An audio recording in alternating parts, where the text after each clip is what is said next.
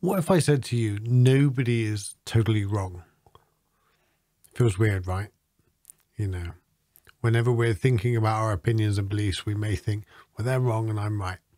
Well, even in cases of straight up science, people can be right and wrong. Well, even in those, it's always slightly grey areas. And one of my favourite quotes is when Oscar Wilde says, "The truth is rarely pure and never simple." And that's the reality. And on this podcast, I'm going to convince you that, I'm going to hopefully convince you that nobody is totally wrong. And what does that mean? And what does that mean for society? And more importantly, what does it mean for the US elections? And I'll also give my prediction of what's going to happen in the next 48 hours. It's going to be an interesting time. I'm Stephen Webb, and this is Stillness in the Storms podcast. You can go to stephenspodcast.com to find out more. And you can also listen to this on iTunes and on Spotify and on YouTube.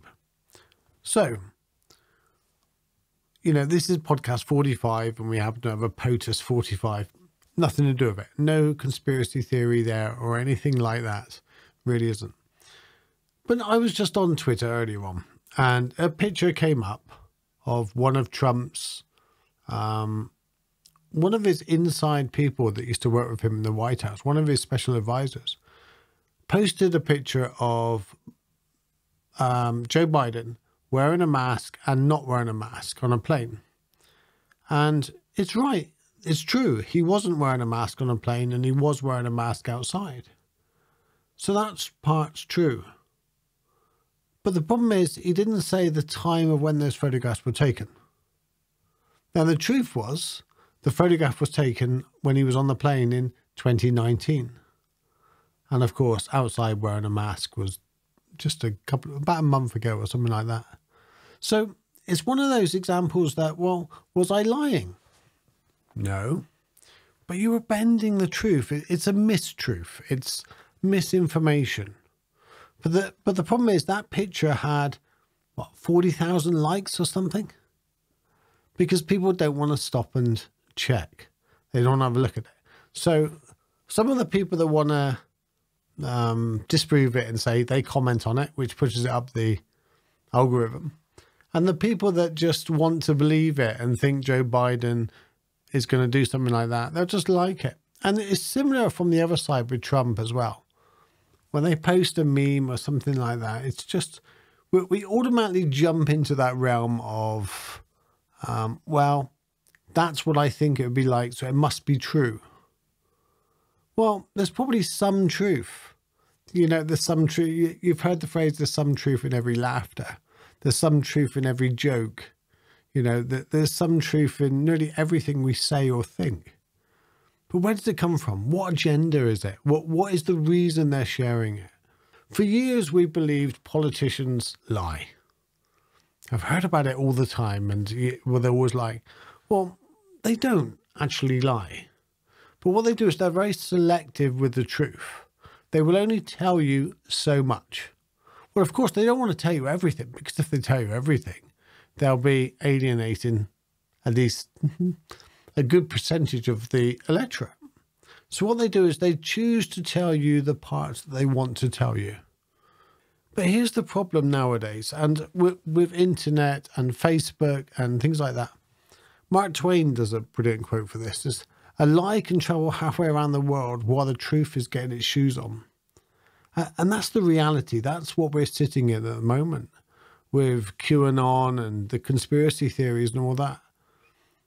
They give us a sense of importance to feel part of something, but it also makes sense to us to be able to get on with our lives and do other things if we just, well, that makes sense to me, so it must be true.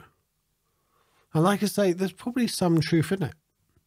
And I seen a post that was shared by a really good friend of mine, and we chat quite often, and I'm sure she won't mind me bringing it up on my podcast. But the post was from Fox News, and it showed the percentage of people that die from COVID-19. And up until the age of 70, it's less than 1%, which is good news. That's brilliant. Above 70, it's 5.4% of people that get COVID-19 die, or the ones that are tested positive and die of COVID-19, because there's probably many that get COVID-19 and don't even take a test and obviously don't pass away. So the percentage might be slightly less than that, because in science, nothing's ever 100%. They still say gravity is a theory, and they still say climate change is a theory, and evolution is a theory, because one day someone might come along and say, no, we've had you. I've got proof that gravity does not exist. This is what's happening instead. Because there's always the chance of that happening. Science will never say, yeah, that's it, 100% guaranteed. That's why test results are never 100%. Yes, that is. It's 99.999. So there's always a room for error. And when you're talking huge numbers in the way of COVID, of course there's going to be errors. Of course, if a test is 99.9% accurate and you do 100 tests, virtually every single one's going to be, you could say, is right. But if you do 1 million tests, 99.9% accurate out of 1 million tests, that's now 1,000 that are incorrect. But that's about as accurate as you can possibly be. So you can see where the problem is. We end up ignoring the wealth of information and focusing on the little bit of information. Now then, going back to the 5% of dying, the reason why COVID is such a problem, and what Fox News doesn't do, is they don't give you the full story. They'll give you the part of the story that these are the percentage that are surviving, to make you think, don't worry about it, it's fine. However, 1 in 20 above 70-year-old are dying. And this is way more contagious than flu. There's 40 million Americans that are above 70 years old. If 10% of 40 million Americans get it, that's 4 million Americans. Forgetting the rest of the world for a minute, that's 4 million Americans that have got it over 70. Now then, 10% of them, because my math isn't that good, so 10% of 4 million is 400,000. 5% of that is 200,000. What if all 40 million get it, or 30 million of them get it? And this is the problem. It's not it's not so much the percentage, it's how contagious this disease is. And it's contagious because people can have it for 4 or 5 days and not even know they've got it. So this podcast wasn't about COVID, but I just wanted to bring that up as a perfect example of only telling you part of the story. It's not the fact that we should dismiss stories. We should add more to the story. If you want more truth, add more to it. So suddenly you come across an article that is saying terrible things about a certain pharmaceutical drug. And it makes perfect sense to you that the drug companies are making money and all these other conspiracy theories and all that. Well, that's not a conspiracy. They make money out of drugs. They make money out of illnesses. You know, private firms make money out of poorly people. You know, that's no big secret. But whenever you have a website that is telling you how bad they are and what awful a company they are and about anti-vaccines and all that, have a look at the agenda behind that website. And they'll always start off by telling you the mainstream news won't tell you about this. The mainstream doctors won't tell you about this. Well, look up where that doctor got their qualifications from. And you'll probably find they haven't got a full doctorship in medicine or something like that. They're probably some herbal doctor online that bought it for $300. But, you know, they can still call themselves a doctor. But because it fits our truth, we blindly believe it and share it.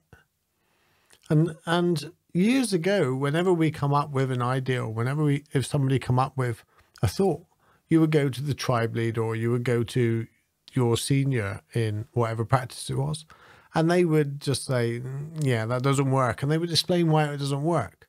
Whereas now you can have in all the several 100,000 nurses all around the world, 100,000 doctors, probably, I don't know, a couple of million nurses. I have no idea how many.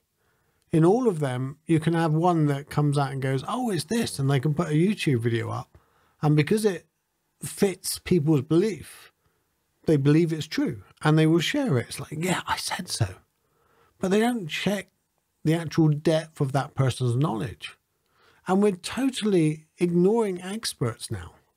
You know, we're taking memes as absolute truth. Where do you get your education from? Oh, Facebook and YouTube.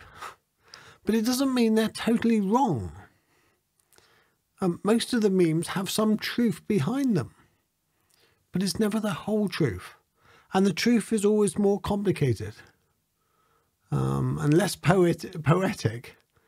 You know, if your truth or the truth you're reading is black and white, it's probably not the whole truth. Unless it's something simple. You know, even the elements haven't got an absolute truth. They change and mold, and you heat them up, they go into different things. So, you know, but we believe our thoughts know our concrete truths. And you take the opinion of Trump. You know, some people say he's done more than anybody's ever done. Well, if that bubble of a farmer, and that's his worldview, well then yes, maybe they have done more than anybody else. So that's his truth. You take someone else that have a wider, more of a worldview rather than the worldview of just his farm. I'm not picking on farmers here, it's just an example, okay? You see why I stayed out of politics for 2 years? I had nothing to do with politics for 2 years when I hit my rock bottom. But politics is our life. We should be involved in politics. Now then we have to engage with an open mind and compassionate heart, and we have to engage with understanding. And this is why I wanted to do this podcast. And I wanted to do it because, look, the other side is not necessarily wrong because you think your side is right. We all come at it from a different perspective. We all come at it from a different truth. It doesn't mean they're wrong. And very often we're both partly right and we're both partly wrong. And if they come with their part right, add your part right. You won't dismiss all of their things, because the minute you do that, you'll lose the argument completely. You know, include their rightness, and rightness, that's the wrong word. Include what they've got right, and then add what you've got right. And very often we can come to a more accurate truth. And the truth's a lot more complicated. There's a lot more to the truth. Take voter fraud. This is a really perfect example.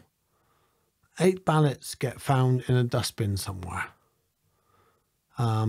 Apparently 7 of them had voting for Trump on them, and the others we don't know. Now then, if it was somebody leaning one way or the other finds them, they're going to either, if it's a Trump supporter, they're going to go, this is deliberate. People have voted for Trump and they're throwing them away. If it's a Biden supporter, they might ignore it and go, oh, a bit happy about this. But the truth is, they were ballots that were thrown away. Or accidentally. Or were they actually planted? The thing is, the truth is rather more complicated than the simple fact of, oh, it must be fraud. There you go. But it fits an agenda. And if somebody says something often enough, it becomes a truth. And we all know that, because if someone calls us ugly enough, calls us worthless, calls us names, at some point it sticks. And we do it to ourselves. We tell ourselves a false truth all the time. Ah, you're useless. You can't do this. Well, that becomes a truth. Eventually you believe you're no good at certain things. But is it really a truth? No. It's a false truth. It's something that's been made up, that's been made concrete over the times of telling it. And this is part of the problem with elections and all that. When someone throws something out often enough, it becomes, if a lie is told often enough, it becomes a truth. And especially if it's got some truth to it. You know? Does that make sense? So if we look at everybody as they're bringing something to the table, maybe along with your truth, between you can get to a more whole truth. And it comes down to your perspectives. Is your perspective just from me? Is your perspective from your group, your family, maybe your area, maybe even your church? One church's truth is different to another person's truth. Is either of them wrong? Not necessarily. And both of them could be right. And they can also conflict, and it's just complicated. And this is why it's hard to get this kind of message through, because this message is more complicated than a black and white message. This is why it's more frustrating to try to get over the complexities of things. You know, it's very easy to vote on a simple black and white issue, but very seldom things are black and white. We want to see things as black and white. It'll make life so much easier if everything was in 6 colors and we could just vote on a color and be done with that, and they did everything. No.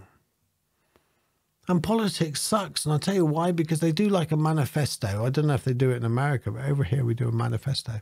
So each party puts out a manifesto of dreams. I say dreams because people would argue, well, they're policies of what they're going to do when they get in Parliament. No, they're not.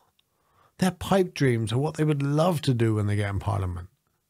But they're so ambiguous, and they're so wordy, or that they're so lacking depth that they can be open to interpretation from all sides.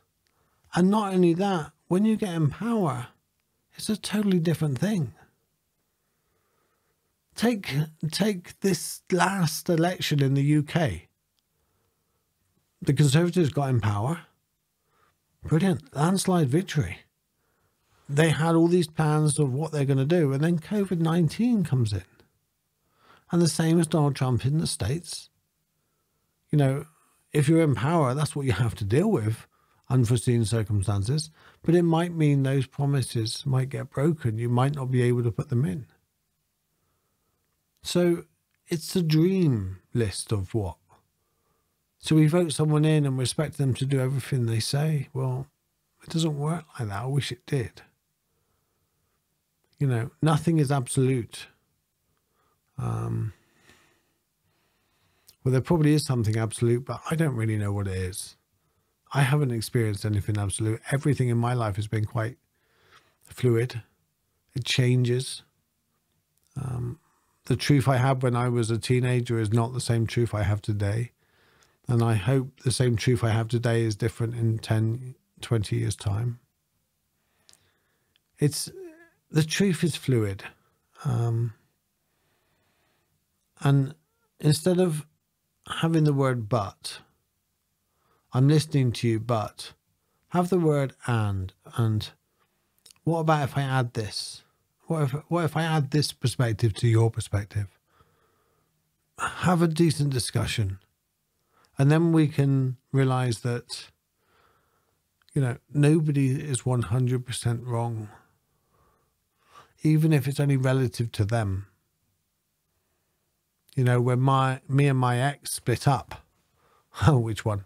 But when me and the one that caused no, she didn't cause my rock bottom. But when I split up with this particular one that I had my rock bottom afterwards, we've now spoke about that many times and laughed about it. But I thought it was for certain reasons, and that was my truth. Now we speak about it. She says, well, no, it's this, this, and this. I'm like, was it really? I had no idea. I'd never seen any of that. It wasn't in my awareness. So my truth was, well, it was because of this. It was because of that. And her, it was because of this and because of that. And somewhere in the middle was the truth. You know, 30% of both makes a 66, and the other 33%, we have no idea, right? Plus the 1%. I'm okay at math sometimes. So yeah, I don't know quite the theme of this podcast, but just deepen your awareness of truth. Question the agenda, question where they're coming from. Be more open-minded to the fact that you may not be, or you may not have the whole truth. That's the thing. I'm not saying you're wrong. I'm just saying you may not have the whole truth. And the same with this podcast. I may not have the whole truth on this podcast because, well, I know I haven't. Because I only have what I'm aware of. You know? Just the same as the visible light. The only truth we have is what we can see. There's so much more we cannot see. Scientists can. I can. I never knew it existed. For thousands of years, the whole truth, or tens of thousands of years, the whole truth of human is this must be everything there is because this is all we can see. You know, just because our eyes are on a certain frequency, it just means that's the only thing in our awareness. That's all. That's the only thing in our awareness. And if we remember that, thank you for bringing more into my awareness. Thank you for expanding my knowledge on the subject. Thank you for growing my depth. You know, the problem is conspiracy theories, we go down narrow holes.